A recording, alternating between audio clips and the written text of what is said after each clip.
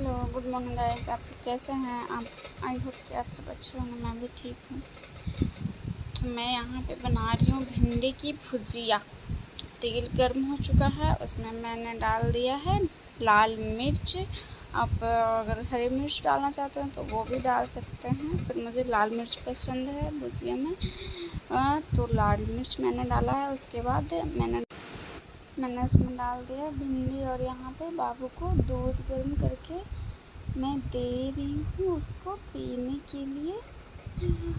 और अब यहाँ पे भिंडी हल्का सा मतलब भुन गया है। जब मतलब कि पूरा भुन जाए, हल्का सा नहीं, पूरा भुन जाए, तो उसमें हल्दी और नमक डाल दीजिए और 2 मिनट और उसे पका लीजिए।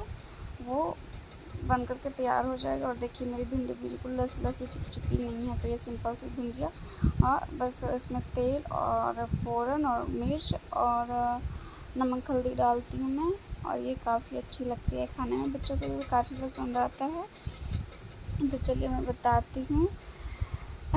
यहाँ पे मेरा खाना बन चुका है, दाल चावल भिंडी का भुजिया बन कर के तैयार है। तो मैं खाना लगा रही हूँ अपने लिए। और ये निमकी है, जो कि बस इसे बस नींबू और उसमें डाल दीजिए नमक सिर्फ डाल दीजिए, नींबू को धुल करके बस, और धूप में रख दीजिए मतलब 25-30 दिन के लिए, मतलब 1 महीना मान के चलिए, और वो निमकी तैयार हो जाएगी। और वो पेट के लिए भी अच्छा होता है। अगर भूख नहीं लगती है तो उसे खाने से भूख भी लगती है। और मैं यहाँ पे दोबारा झाड़ू लगा रही हूँ। सुबह में झाड़ू पोछा कर लेती हूँ मैं, उसके बाद भी झाड़ू पोछा मैं लगा देती हूँ झाड़ू। उसके बाद क्योंकि घर पूरा मैसी हो जाता है, सब खाना पीना खा कर के चले जाते हैं इसके बाद, तो मैं एक बार झाड़ू दे देती हूँ। मतलब दिन में 1 या 2-3 बार झाड़ू मैं लगा ही देती हूँ। गंदा मतलब नंगी पैर में चलती हूँ ना, घर में चप्पल पहन करके मैं नहीं चलती हूँ, इसलिए ताकि, और मुझे चप्पल ज़्यादा पहनना क्या होता है ना कि पैर मतलब लहरने लगता है, तो मैं ज़्यादा चप्पल पहनती भी नहीं हूँ घर में। तो पैर के पास कुछ आता है, चिपकता है, तो मुझे अच्छा नहीं लगता है। इस वजह से मैं झाड़ू 2-3 बार लगा देती हूँ।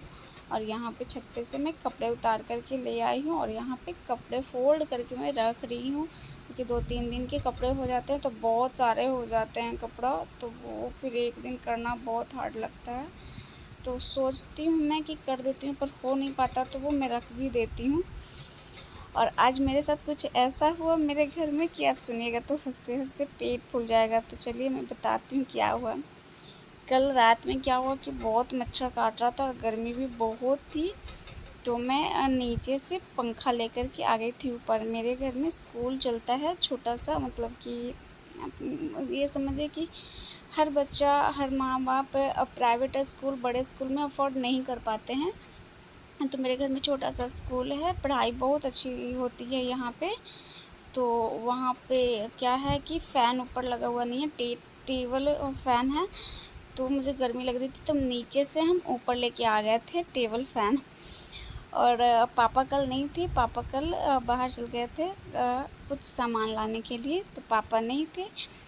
तो लगभग 12-1 बज रहा था रात को, तो मैं फ़ैन लेकर के ऊपर आ गई थी। और मेरे हस्बैंड को भी नहीं पता था कि वो फ़ैन ऊपर है, क्योंकि वो उधर दूसरे रूम में सोते हैं और मैं दूसरे रूम में सोती हूँ। तो ये हुआ कि जब सुबह हुआ तो मम्मी को आई ऊपर और पूछ रही थी उनसे कि पंखा चोरी हो गया, और मैं रूम से सुन रही थी। और मुझे इतनी हंसी आ रही थी, इतनी हंसी आ रही थी कि मैं आपको बता नहीं सकती हूँ गाइस कि कितनी हंसी आ रही थी मुझे कि मतलब वो सोच रही थी कि कोई और ये पंखा ले गया चुरा करके। और मैं फिर बाहर गई, मैं अपने हस्बैंड से पूछ रही थी मैं कि पंखा चोरी हो गया, कौन लेकर के चुरा करके ले गया? जो गेट तो बंद है बाहर भी, और अंदर का भी गेट सभी जगह से तो बंद रहता है, तो फिर पंखा कौन चुरा करके ले गया भाई? तो मुझे इतनी हंसी आ रही थी गाइस, मुझे इतनी हंसी आ रही थी कि मैं आपको एक्सप्लेन नहीं कर सकती। तो मैं बोल रही थी सबसे बड़ी चोरनी तो मैं ही हूँ, क्योंकि पंखा चुरा करके तो मैं ही लेकर के आ गई हूँ मैं ऊपर। तो मैं वही बोल रही थी कि पंखा सबसे बड़ी चोर तो मैं घर पे ही हूँ।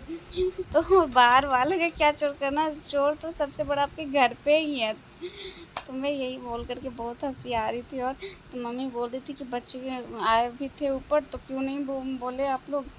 कि पंखा ऊपर है, और कोई बच्चा आया ही नहीं था पूछने के लिए कि हाँ ऊपर है पंखा या नहीं है। तो सर भी जो पढ़ाने आते हैं वो सर भी बोलते पंखा पता करो कि कौन लेकर के गया है। और मुझे इतनी हंसी आ रही थी कि आप सोच नहीं सकते हैं। तो आज कुछ ऐसा हुआ है कि पूछिए मत। और यहाँ पे मेरा दोपहर का खाना भी बन चुका है। सबके घर में सुबह में रोटी बनती होगी, मेरे घर में दोपहर में रोटी बनता है, क्योंकि सुबह में मैं बनाती हूँ रोटी। मैं अपने बेटी के लिए सिर्फ बस नाश्ता उसको लंच दे कर के चला देती हूँ, बस 2-4 रोटी बनाती हूँ और 10 बजे तक मैं खाना बना लेती हूँ। मतलब कि सब दाल चावल मेरे घर में खाते हैं, तो सुबह में दाल चावल हम बनाते हैं। फिर 2 बजे 2-2:30 बजे मतलब रोटी बनाती हूँ सबके लिए। तो यहाँ पे पापा को खाना देने जा रही हूँ, दाल रोटी और दूध और